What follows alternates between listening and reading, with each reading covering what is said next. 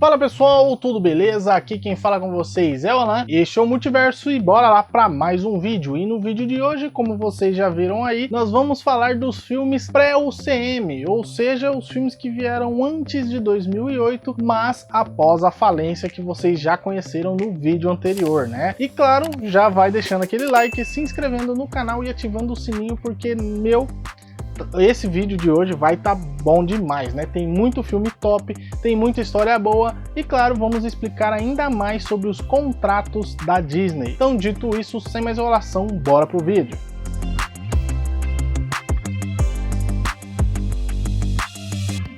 E vocês claramente já assistiram aí a primeira parte que a gente fala aí sobre a empresa Marvel, né? Do que é a empresa Marvel, como surgiu, como foi ali o seu primeiro momento. E também o segundo vídeo, que falamos aí sobre os filmes trash da Marvel, com um orçamento um pouco mais B, ou até menos que isso. Filmes aí que foram produzidos para televisão com orçamento menor e também sobre a falência, isso mesmo, a falência da Marvel. A Marvel sim já faliu, né? E foi lá em 1996 e junto com essa falência talvez tenha vindo aí posteriormente ali em 97 um ano muito bom, principalmente aí porque a Marvel começou a vender vários de seus personagens, né? Várias propriedades intelectuais de seus personagens, ou seja, os direitos autorais para fazer filmes desses personagens, o que claramente juntou muito dinheiro no cofre da Marvel, né, que estava nessa época aí parando meio de fazer esses filmes aí, focando em outras atividades, como revistas em quadrinhos, para tentar dar uma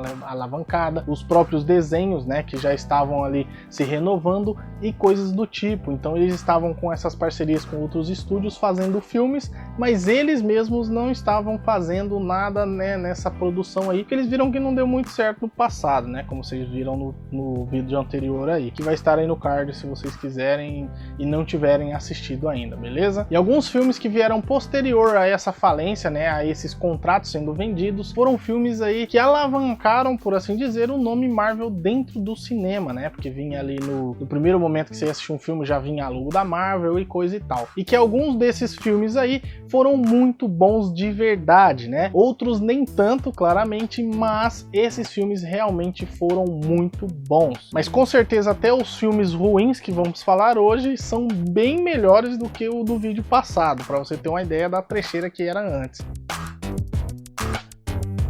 E após aí o vencimento dos contratos que eles haviam vendido lá nos anos 80, eles estavam com 4 contratos, né, com 4 grandes empresas a partir do ano de 96, 97. Então 4 grandes empresas detinham aí os direitos autorais de vários de seus personagens, incluindo, por exemplo, New Line Cinema, que é a primeira, que é a menorzinha, faz parte aí do grupo da Warner, a Universal Pictures, que agora faz parte aí da NBC, a 20th Century Fox, que é a Fox, e também a Columbia Pictures, que a essa altura já havia sido comprada pela empresa japonesa Sony, ou seja, a gente vai tratar dela aqui como Sony para vocês entenderem, né? E como eu já havia falado também no vídeo anterior, cada empresa tem um tipo de contrato, mas eles se parecem bastante. No caso, que é a parte do tempo, o tempo de cada filme. Então, por exemplo, se eu sou a Universal e eu quero fazer um filme desses heróis que eu acabei de adquirir, eu preciso começar a fazer um filme em 5 anos. E quando esse filme for lançado, eu tenho mais um prazo de 5 anos para fazer uma sequência dele ou algo do tipo, para manter assim, né, os direitos autorais comigo. Então esse é o acordo de várias empresas, né, de 5 anos ali mais ou menos. Então a gente vê que, por exemplo, o Homem-Aranha, que sempre sai sequência e coisa e tal, é para manter sim a marca dentro da própria empresa, senão eles voltam os direitos para a Marvel. Os direitos de O Demolidor, o Justiceiro e o Hulk voltaram para a Marvel porque a Fox e a Universal desistiram de fazer filmes, produções sobre esses personagens, né? A gente tem aí o último filme, por exemplo, do Hulk, lá em 2008, então já faz muito tempo. Propriamente dito aí o Demolidor, que foi um filme lá atrás, e também o início da série da Netflix, e também o Justiceiro, que o último filme foi em 2015 e depois depois tivemos aí em 2018 vendido para Netflix, né? Então eles fizeram também série. Então é mais ou menos essa a proposta, né? Para vocês entenderem a pegada. O Hulk, que era da Universal, que foi feito lá em 2003, ele não teve sequência, né? Ele não teve nenhum segundo filme. Ele foi só produzido depois um filme em 2008, mas com o guarda-chuva, entre aspas, da Marvel já. Então ele já tinha uma pontinha da Marvel lá em 2008. Ou seja, a gente não teve mais nada do Hulk. Voltou os direitos autorais para Marvel, beleza? Para eu deixar bem claro. O Justiceiro a mesma coisa. A gente teve o filme lá atrás de 2000 e lá vai pedrada. E depois foi vendido para Netflix fazer outra produção ali, que é a produção da série. E claramente o Justiceiro, que teve 3 adaptações para filme, nenhuma sequência de nada. Então teve 3 filmes contando a mesma história, que era a origem do personagem, basicamente é isso. E depois voltou para Marvel porque eles desistiram de fazer filmes sobre esse personagem e a Marvel vendeu para Netflix. A Netflix fez uma adaptação bem excelente, diga-se de passagem, né? E para ficar ainda mais claro, a gente vai fazer vídeos separados de cada empresa, pelo menos das 2 grandes e últimas empresas que detinham ou detêm os direitos autorais da marca, né, da Marvel, por assim dizer. A Fox, que foi comprada, né, recentemente aí pela Disney, ou seja, a gente vai ter um vídeo só dos filmes envolvendo o universo da Fox e também um vídeo falando sobre os filmes que eles produziram na Sony. Então essas 2 grandes empresas que fizeram mais filmes sobre os heróis da Marvel, né? Até mesmo porque eles compraram os direitos dos melhores ou os maiores heróis ali da revista. E neste vídeo a gente vai falar das 2 menores, que é a Universal, que fez um filme do Hulk, e também da New Line, que fez aí a trilogia Blade, beleza? Então fique bem claro aqui que a gente vai falar dessas 2 hoje. E então primeiro a gente vai falar aí da New Line, que fez a trilogia de Blade, começando com o primeiro Blade, Blade de 1998, que traz aí uma adaptação dos quadrinhos de mesmo nome, adaptando aí a origem do personagem Blade, que vocês conhecem aí, e que é interpretado aí pelo Wesley Snipes, que é claramente aí bem interessante pro papel, parece que ele nasceu pro papel até, e que começa ali com ele enfrentando alguns vampiros e coisa e tal, pra gente descobrir a sua origem, ou seja, um personagem bem complexo, ou nem tanto na verdade, onde a sua mãe acabou sendo atacada por vampiros quando ele ainda era criança, e ele ficou com isso na cabeça, ou seja, ele está buscando sempre vingança e destruir todos os vampiros que ele encontrar pela frente. Todos os vampiros, ele quer destruir toda essa parada, mas algumas coisas acontecem aí no caminho e Blade acaba sendo mordido em algum momento e vira meio que um vampiro, né? Mais ou menos nessa pegada, porque ele tem que aplicar ali um antídoto para que essa parte aí vampiresca não se sobressaia, ou seja, para a transformação não ser completada. E essa é mais ou menos a proposta aí do filme. He makes the weapons. I use them. This open season on all suckheads. E Blade então seria aí o primeiro filme da Marvel no novo acordo e o segundo a fazer sucesso após a falência, porque o primeiro foi o MIB, como eu mencionei no vídeo anterior, beleza? E então Blade foi realmente um sucesso, que trata-se de uma sequência aí contando a mesma história, onde Blade tem que buscar aí vingança pela sua mãe, mas que tem algumas coisas que envolvem esse assassinato, que aparentemente não foi só isso que aconteceu, que ele descobre no primeiro filme, né? E no segundo filme ele vai buscar então a verdade. E então chega aí o Blade Trinity, que vai ser aí um pouco pior do que os outros, na minha opinião, claramente. Se você gosta, nada contra. Mas como chegou aí no ano de 2004, a gente já tinha, por exemplo, o Homem-Aranha. Então a gente viu que as paradas já estavam um pouco datadas para a produção de Blade e que o orçamento já não estava dando certo, né? Então eles pararam aí no Blade Trinity, que traz os mesmos aspectos, né, vampirescos ali do Blade, coisa e tal, mas enfrentando ameaças maiores e talvez o que seria o fim realmente dos vampiros, ou será que não? E como é um filme de 2004, eles não produziram mais nada de Blade, ou seja, os direitos autorais voltaram para Marvel, para ficar bem claro, beleza? Então por isso que aí até já rolou alguns rumores e até uma publicação que eles estão sim tentando produzir um filme sobre Blade, né? Vai ser incluído aí no universo cinematográfico da Marvel, o UCM aí. Evening, ladies.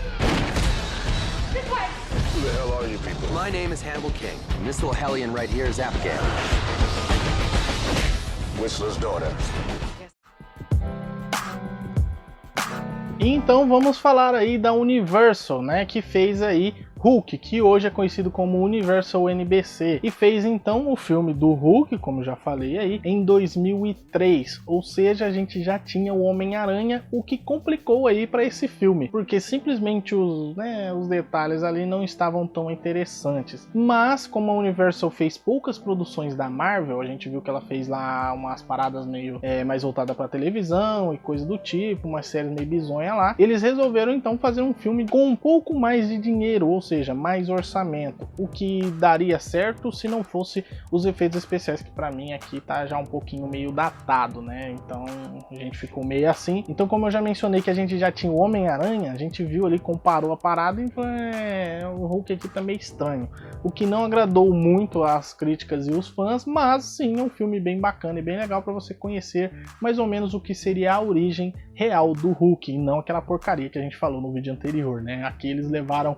um pouco mais a sério. E a gente vê também o caminho do mercado seguindo a isso, né? Trazendo ali as histórias um pouco mais fiel aos quadrinhos do que eles estavam propondo, né? Que era algo meio, vamos adaptar essa parte aí, vamos trazer isso aqui um pouco mais pro realismo. Não era isso que os fãs queriam. Eles queriam a parte um pouco mais trazer a revista em quadrinho para dentro do cinema. Então é isso que os fãs sempre querem. E com isso então surgiu o Hulk, né, que conta a história de Bruce Banner, que após aí um acidente no laboratório acaba sendo atingido por raios gama. Raios esses que são muito radioativos, e com isso acaba despertando assim o incrível Hulk, ou Hulk por assim dizer, né? Que é uma criatura verde gigantesca e muito forte mesmo, né? Com poderes aí como super força, né? Super hiper força, velocidade por conta da força, mas com seu corpo ele acaba ficando não tão rápido, coisa do tipo, e também o maior fator de cura da Marvel, onde ele pode se curar praticamente instantaneamente,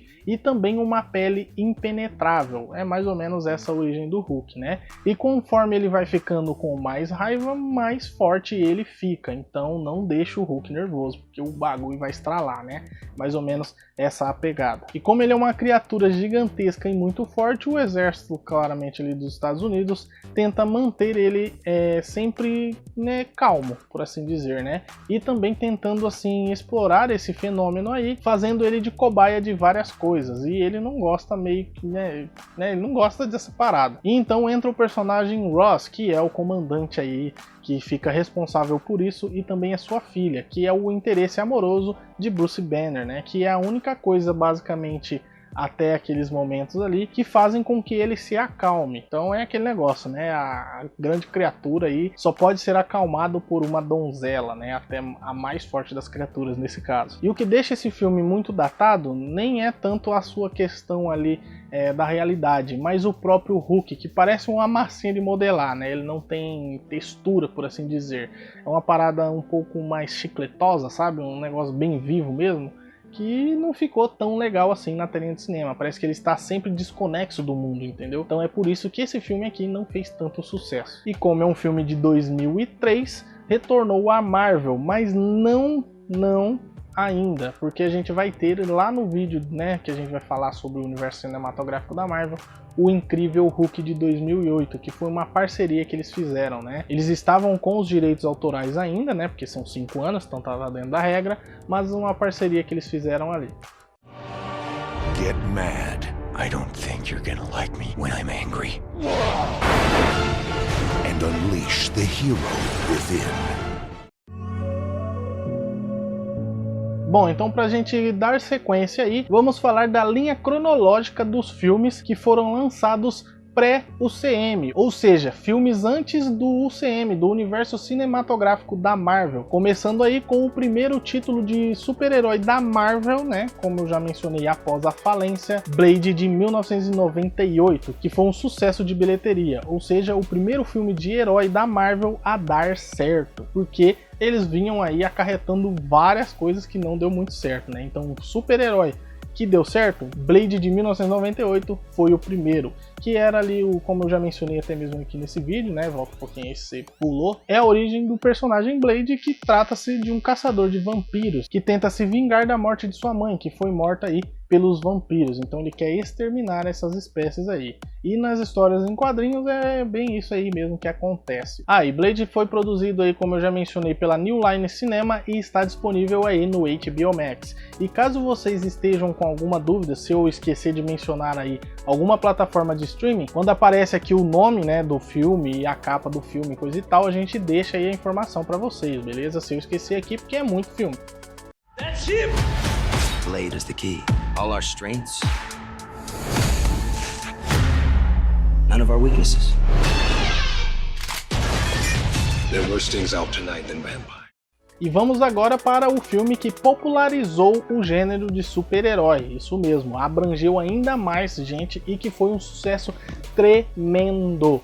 X-Men, que foi lançado aí no ano de 2000, o primeiro X-Men, e que foi produzido aí pela 20th Century Fox, ou seja, a Fox. Eu vou parar de falar 20th Century porque fica meio confuso, vou deixar só Fox, beleza? E esse filme vai estar disponível no Disney Plus para você assistir, como todos os filmes do X-Men estão lá, e se trata de uma adaptação decente, porque vocês viram no vídeo anterior que tinha um lá bizonho, das histórias em quadrinhos dos X-Men, isso mesmo, dos Homens X, basicamente, né? Que é um elemento que faz diferença sim na narrativa, porque eles são os mutantes, ou seja, tem uma certa mutação em seu DNA que dá poderes a eles. E como a sociedade os julga e os afasta, surge assim a escola para crianças superdotadas, que é conhecida aí como a Casa X, mais ou menos, fundada aí pelo Professor Xavier, que é conhecido aí, né, como Professor X. E lá dentro eles estudam ali como usar os poderes, como eles se adaptarem e fazerem amigos, porque basicamente todo mundo é meio tretado, porque, né, eles são escamosos com a sociedade, porque a sociedade os julgou e os excluiu, então eles são meio reclusos. E a Escola X vai se tratar disso, né, vai ser uma parte importante no crescimento e desenvolvimento dessas crianças. E no filme teremos aí personagens muito conhecidos, como o próprio Professor X, Jean Grey, Ciclope, Wolverine, né, entre outros, a Tempestade, o Fera e coisas assim, né. Então a gente vai ver ao longo dessa franquia vários personagens que a gente cresceu assistindo, por exemplo, os desenhos. E eles vão ter que enfrentar aí a oposição ou os rebeldes, por assim dizer, para tentar controlar mais ou menos a situação, porque do outro lado temos aí os rebeldes, por assim dizer, né, controlados aí pelo Magneto, que quer destruir os humanos, né, mas a Casa X ali, que é os X-Men, eles não querem destruir os humanos, mas sim conviver com eles harmoniosamente. Então vai ser essa a diferença. E esses conflitos de interesses vão acabar acontecendo alguns atritos, onde os X-Men vão ter que intervir ali com os rebeldes e coisa e tal, para tentar salvar a galera ali. Então é mais ou menos essa parada do filme, e que vai ter aí várias e várias sequências, reboot e coisa e tal, que a gente vai falando aí mais pra frente, beleza? A very powerful mutant who believes that a war is brewing between mutants and the rest of humanity. There is a war coming. You sure you're on the right side?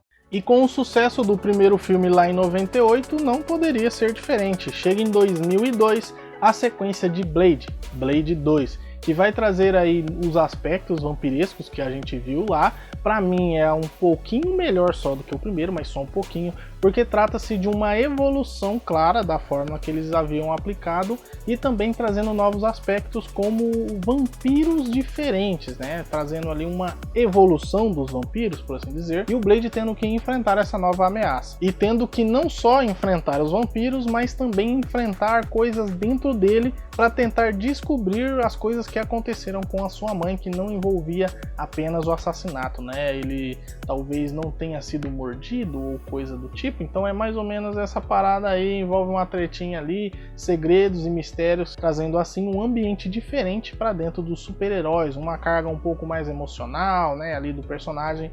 É mais ou menos isso o que o filme traz pra gente, né? E ele foi lançado novamente pela New Line Cinema e também está disponível aí no HBO Max, e foi lançado, como eu já mencionei, em 2002.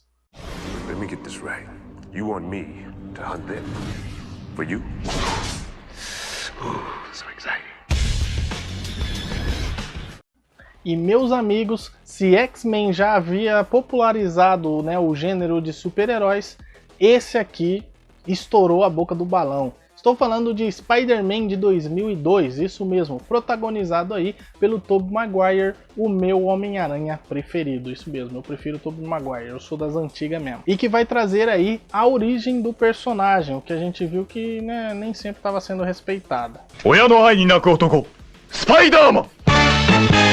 Só que o que muita gente não entende é a parada da teia, né? Porque nesse aqui, na origem dele, ele se torna o Homem-Aranha porque ele foi mordido por uma aranha radioativa, que não muda nos outros, né? É mais ou menos sempre essa pegada aí. Só que a parada da teia é um pouco diferente, porque nesse aqui a teia é orgânica, ela sai do corpo do Peter pro mundo, por assim dizer, né? E nos outros Homem-Aranha é um fluido de teia que eles criam, né? É um dispositivo que eles criam. O que nenhum nem outro foge das origens do personagem, beleza? Porque nos quadrinhos a gente tem as duas versões, que é o Amazing Spider-Man e também o Spider-Man lá dos antigões, os primeiros. Então esse aqui é uma adaptação dos primeiros Spider-Man. E conta então a história de origem, né, do Peter Parker, que é um adolescente ali que está vivendo no ensino médio e com questões de adolescente mesmo, de colégio, né, procurar ali tirar notas boas para ir para a faculdade, coisa do tipo. E um dia ele está no laboratório, uma espécie de museu, né, coisa do tipo, e uma aranha radioativa acaba escapando e picando Peter. E com isso ele adquire então os poderes da aranha, né? Como subir na parede, produzir a teia, como eu já mencionei aí, super força, que eu não sei se a aranha tem essa super força aí, mas ele tem uma super força. O sentido aranha, que permite com que ele perceba as ameaças e então impeça que essas ameaças aconteçam. E também um fator de cura um pouco mais acelerado, não tanto quanto, por exemplo, o Wolverine, Deadpool ou o próprio Hulk, mas um fator de cura sim mais acelerado. E esse filme aqui traz uma aula de como fazer um filme de super-heróis, onde temos ali a origem, né, pelo menos um filme de origem de super-herói, onde temos a origem, as motivações, depois vamos ser apresentados aos amigos, aos parentes, aos familiares, e também a construção do vilão, que é um dos pontos-chave de um filme de herói, né, principalmente de um filme de herói, o que traz o arqui-inimigo do Peter Parker, que é o Duende Verde. Sim, ele é o arqui-inimigo, o principal inimigo do Homem-Aranha é sim o Duende Verde, trazendo assim o que os fãs queriam. E o que melhora desse filme é o seu design, porque a gente tem todas as características que a gente vê nos quadrinhos aplicados aqui de uma forma coesa e que você se sente nesse universo. E que foi produzido aí pela Columbia Pictures e lançado pela Sony, que as duas é a mesma empresa, né? A Columbia é só uma divisão da Sony, então os próximos a gente já vai falar aqui que é Sony. E que está disponível aí na Netflix, Telecine, Globoplay e também no Stars. Então vai assistir porque não tem desculpa. A la casa.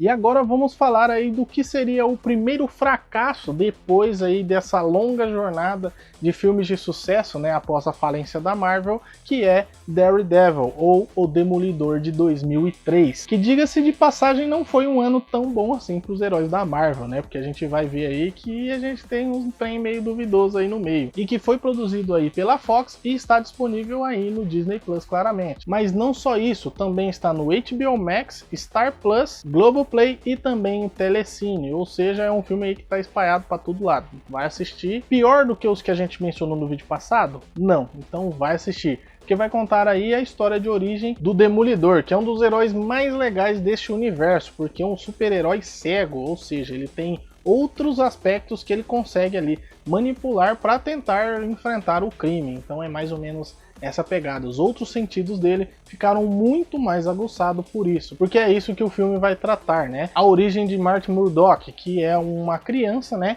E ela acaba ficando cega após ali, né, ter o seu olho em contato com materiais tóxicos, né? E então ele vai ter que se adaptar a isso e, claro, vai acabar sendo treinado nas artes marciais aí para descer porrada. E que esse filme apresenta também um cansaço na fórmula de super-heróis que veio apresentada em Blade. Como a gente já viu lá no Blade que não estava dando muito certo, eles fizeram Daredevil mais ou menos na mesma pegada, então ficou meio esquisito aí. E que apresenta uma personagem que a gente vai ver mais pra frente, que é a Elektra, que a gente viu um filme também dela, que não é tão bacana. Before justice finds you.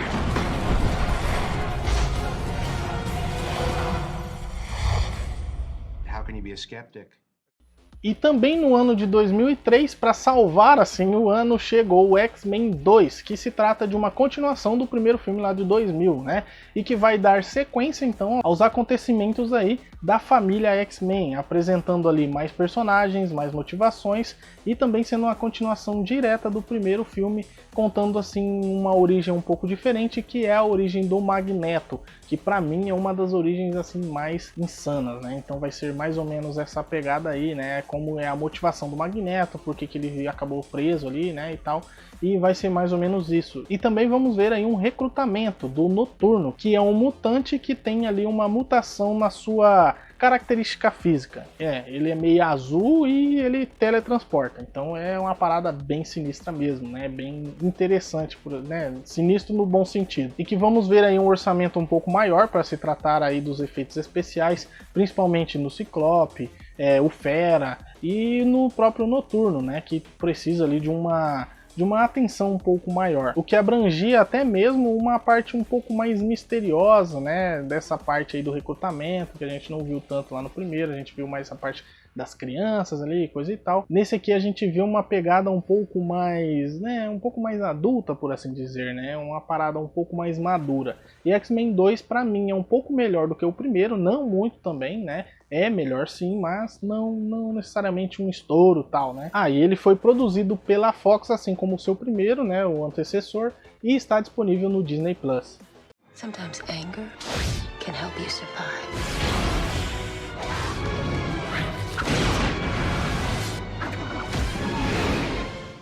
E chegamos então em 2003, que seria o ano talvez das sequências, apenas um reboot, né? São duas sequências e um reboot. E o reboot é de The Punisher, ou O Justiceiro. Como a gente viu que lá em 89 não tinha dado certo, né? Eles realmente tentaram fazer uma nova adaptação. Não o mesmo estúdio, mas eles tentaram, né? E saiu então The Punisher de 2004, que foi produzido aí pela Artisan Entertainment, e que o filme está disponível aí na Netflix, e que não só isso, né, mas foi aí um reboot um pouco melhor do que foi o de 89, também não dá para ficar pior que aquilo, mas ainda assim pecou em algumas questões, né, mas é um filme bom de ação. Então se você gosta de ação, esse é o filme para você.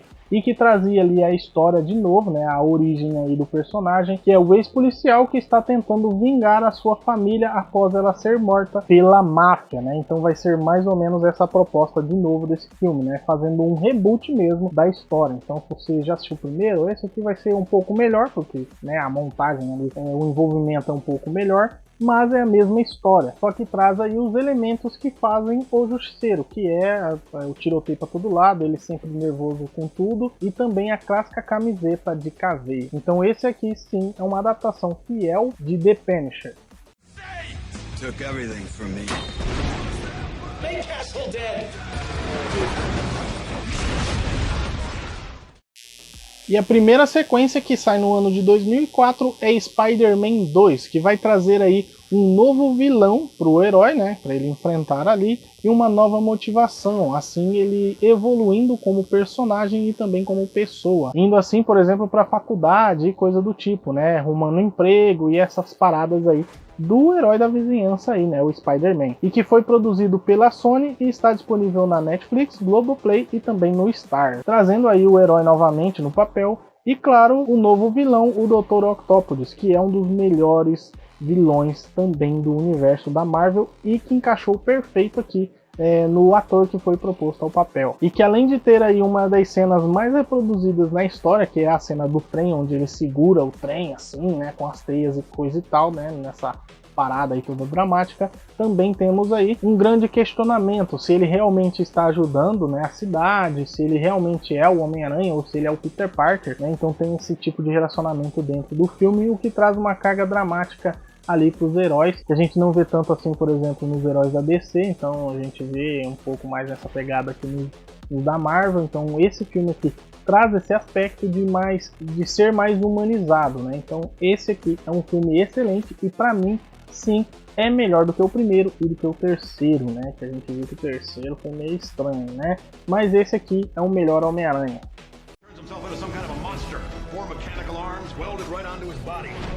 You take Spider-Man's pictures. Where is he? He's ticking me off your loyalty to Spider-Man and not you. E também em 2004 temos a sequência de Blade Trinity, que vai trazer aí a mesma fórmula do que foi os outros, um pouco piorada, trazendo personagens novos que ninguém se importa, e também foi o último filme produzido aí pela New Line Cinema, e está disponível no HBO Max também. E que é um filme já um pouco mais exagerado do que os outros, né, os anteriores, e também traz aí o cansaço da fórmula, e que foi lançado em 2004, então a gente já tinha o Homem-Aranha, a gente já tinha aí os X-Men, que a qualidade era bem superior, o que acarretou que eles enterraram basicamente a franquia da New Line, e a gente espera que mais pra frente, né, que já foi anunciado aí, que eles estão produzindo um filme de Blade, e tomara que seja um filme bom, porque, né, o personagem merece uma revitalização, por assim dizer, porque é um personagem bem interessante. Just be nice. Because the world isn't nice. You're public enemy #1, Blade. We're gonna have to take on the rest of the world too. E chegamos aí então em 2005 com o filme Elektra, que é um spin-off do filme, por exemplo, de Demolidor, o que já formava uma pequena conexão entre os dois lá de 2003, né? Então já começava aqui essa ideia aí de vamos fazer um filme aqui desse personagem secundário que apareceu nesse outro filme aqui. Então ali já começava mais ou menos essa pegada, né? E claro que é a mesma fórmula que eles aplicaram, por exemplo, em Daredevil, que já estava cansada que eles já tinham aplicado em Blade, ou seja, já era uma parada assim já meio cansada, e que foi lançado aí em meio a tantos filmes de heróis, e muita gente assistiu, gostou um pouco, é um ok filme de ação, mas não traz nada de novo, trazendo aí, né, a origem da personagem Elektra e até mesmo ali o que ela estava fazendo lá, por exemplo, no filme do Daredevil. Então é mais ou menos essa pegada desse filme aqui. E para quem não sabe, né, o Daredevil, o Demolidor aí, Elektra e coisa e tal, faz parte aí do universo do Aranha, ou seja, esse filme aqui da Elektra também foi produzido aí pela Fox e que está disponível aí no Star Plus, né, fazendo ali junção com o Demolidor. Então dá para você assistir ali os dois. Brave girl, taught her well.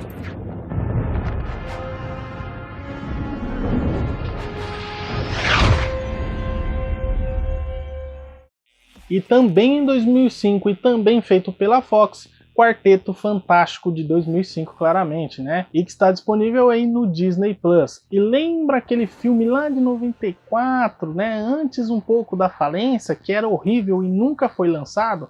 Então, esse aqui talvez seria o projeto que realmente eles queriam fazer, né? Porque é o queridinho da Marvel. O Quarteto Fantástico foi responsável aí pelo reerguimento, né? Pelo ressurgimento da Marvel nos quadrinhos. E era ali basicamente o primeiro grupo, né, de heróis. E que eles estão tentando emplacar um filme aí, né? Então vamos ver aí o que aguarda para o futuro. Mas que é um filme aí muito bom em comparação àquele filme que nunca foi lançado, beleza? Porque é um filme ok, não é tão excelente, principalmente nos seus efeitos visuais. Você acaba acreditando, né, em várias cenas de superpoder e coisa do tipo, mas peca em alguns aspectos, principalmente aí no Homem Elástico, que é um efeito visual que eles não estão acertando. Então vai ser uma parada aí que a gente vai ver, por exemplo, na série que vai ter da Kamala Khan, que tem mais ou menos o mesmo poder do Senhor Fantástico. Então a gente vai ver como eles vão lidar com isso, porque sim, elasticidade é um negócio assim complicado para Hollywood, né?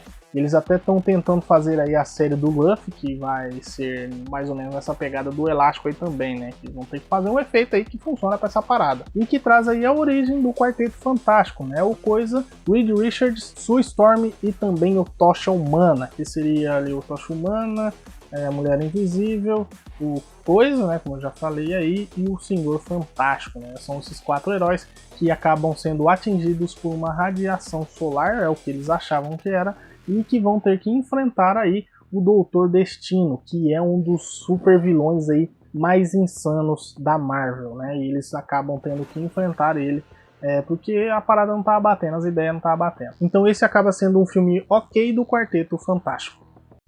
Victor, you always thought you were a god. Let's not fight. No, let's.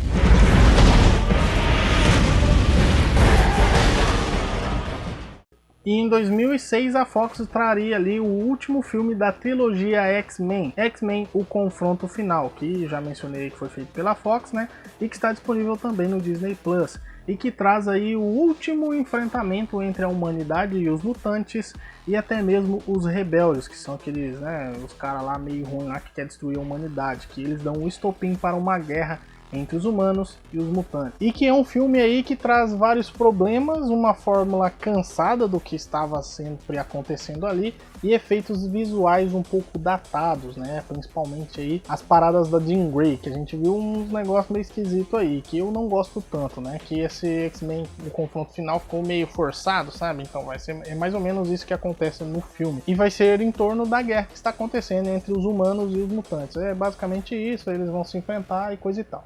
And I say we are the cure. Look at me, G. We can help you. We can fix it. We can make it like it was. E meus amigos, se tem uma produtora que estava trabalhando, era a Sony, trazendo aí em 2007 Ghost Rider, ou Motoqueiro Fantasma, né, que foi lançado em 2007, produzido pela Sony, como eu já falei, né, e que traz aí a origem do personagem Motoqueiro Fantasma, que é Johnny Blaze, que é um motoqueiro e dublê, né, que faz aquelas paradas de pular, né, de ponte, coisa e tal, pula de rampa e essas paradas aí, que é bem conhecido lá nos Estados Unidos. E um dia acaba que isso não dá certo e ele acaba morrendo. Mas ele acaba tendo também uma oportunidade de se tornar um motoqueiro fantasma, fazendo um acordo assim com o espírito maligno do inferno, o Capirocho, né, como você pode, né, falar de várias formas aí. E então ele vai abrigar esse espírito aí, que é o motoqueiro fantasma, e se transformar nessa criatura. E é um filme protagonizado aí pelo Nicolas Cage, que traz um papel bem legal nesse primeiro filme. O 2 é uma porcaria, mas nesse primeiro filme é bem interessante, né? Onde vemos ali as questões que ele tem da vida, do pai, coisa e tal, e pá. E é um filme bem interessante, né? O Motoqueiro Fantasma, assim, é um negócio bem legal mesmo. E quem sabe aí mais pra frente a gente não vê ele no universo cinematográfico também. Ele é um personagem aí boladão, então vamos ver se a gente vê mais dele aí no cinema. I'm the only one who can walk in both worlds. E também em 2007 chegava aí Spider-Man 3, que é uma catástrofe sem tamanho, também produzido aí pela Sony, que eu falei que eles estavam trabalhando. E nem sempre isso é sinal de qualidade. Assim como a Fox está fazendo muitos filmes, estava correndo, até fez mais que a Sony, também, né, estava ali com franquias um pouco mais estabelecidas, por assim dizer, no mercado, né? E esse Spider-Man 3 está disponível aí na Netflix, tá? Então para você fazer umas maratoninhas aí, né? Só ver qual que fica melhor para você. E que vai trazer aí o terceiro filme do Teioso, né? Protagonizado pelo Tobey Maguire, que é sim o melhor Homem-Aranha, mas que esse filme vai trazer uns aspectos aí que, né, a galera não gostou tanto. Principalmente aí essa dancinha aqui. Isso mesmo, então, o Spider-Man tava dançando bem estranho. E também a parte aí que ele se torna meio emo, então é mais ou menos isso aí que está acontecendo nesse filme, que ninguém entendeu o que estava acontecendo, porque ele tava ali nessa treta que ele é um Homem-Aranha, não é, que ele tava com o Venom, né, que acaba sendo o simbionte que se apodera ali do corpo dele, dos poderes dele, para se tornar aí o Spider-Man negro, né, o Spider-Man preto, como você quiser aí chamar, e que também traz aí a mesma fórmula que a gente já tinha visto. Então a gente vê um certo cansaço nessa fórmula, né, e fica aí em haver alguns aspectos, mas é um filme bem legal, vai assistir Homem-Aranha 3. Whoa, Spidey, love the new outfit. Remember Ben Parker? What does it matter to you anyway? Everything! E em 2007 também temos uma sequência de Quarteto Fantástico, né, que é o Quarteto Fantástico e o Surfista Prateado, que foi produzido aí pela Fox, e os heróis vão ter que enfrentar uma nova ameaça, uma ameaça gigantesca, e que tava todo mundo esperando por essa ameaça, porque, né, era um cara aí que é conhecido como Celestial, né, que é o devorador de planetas. E o Surfista Prateado seria ali meio que o cara que vai lá para captar a parada para ele devorar o planeta. Então ele vai lá, extermina todo mundo e deixa o planeta topzera pro cara vir comer. Mais ou menos essa pegada aí, né? Mas é aí que mora o negócio, né? Porque eles não fizeram o cara, né, como a gente esperava. Ele meio que foi reduzido a uma nuvem que engole o planeta. Então ficou meio esquisita aí essa parada, né? Onde vemos que nos quadrinhos ele não é uma nuvem. Então, sei lá, ficou estranho aí essa adaptação para o cinema, como eles chamam, né? essa adaptação ficou esquisita. Então a gente, né, não gostou muito não, principalmente eu também não gostei muito desse não. Mas ainda assim é melhor do que o 2015 e também melhor do que o de 94. Então fica aí esse adendo, né? All that you know is at an end.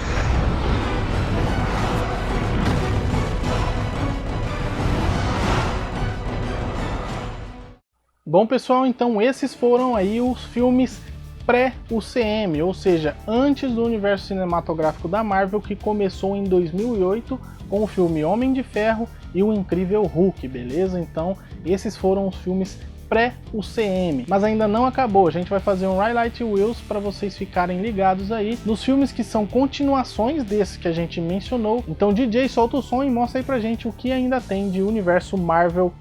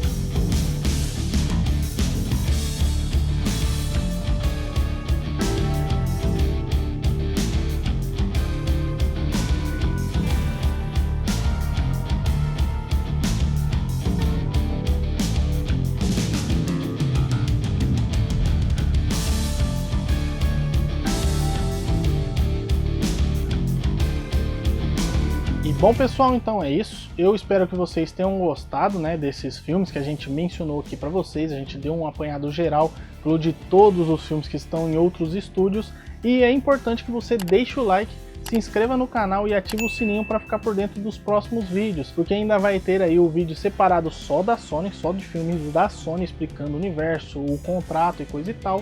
E também um vídeo só da Fox, a junção da Disney, né, os filmes, o que vai acontecer com eles, cada filme e coisa do tipo. E vocês viram aí também no Highlight Wheels, né, que a gente tem várias pérolas, como é o próprio Logan, que é um excelente filme, um dos melhores filmes já feitos de super-heróis, e também X-Men Primeira Classe, né, e alguns outros ali no meio. E claro que temos aí também vários outros filmes que são de propriedades da Marvel, mas não necessariamente são filmes aí de super-heróis, tá, do universo super-heróis, porque lembra que eles tinham várias propriedades? Então, por exemplo, MIB, Kick-Ass, Kingsman, né? Então tem várias coisas aí a serem abordadas ainda dentro do universo da Marvel. Então se você quiser um vídeo sobre o que tem ainda da Marvel fora dos super-heróis, deixa aí nos comentários, beleza? E já aproveitando que você está aí nos comentários, deixa aí pra gente qual é o seu filme da Marvel preferido. E claro, eu vou deixar aqui duas recomendações para vocês, como os melhores filmes de heróis e também o primeiro vídeo que a gente fez, né? Então, para você ficar por dentro de tudo mesmo, ok? A playlist vai estar aí. E claro, se inscrevam também nas nossas redes sociais que tem bastante coisa legal lá, beleza? Um abraço e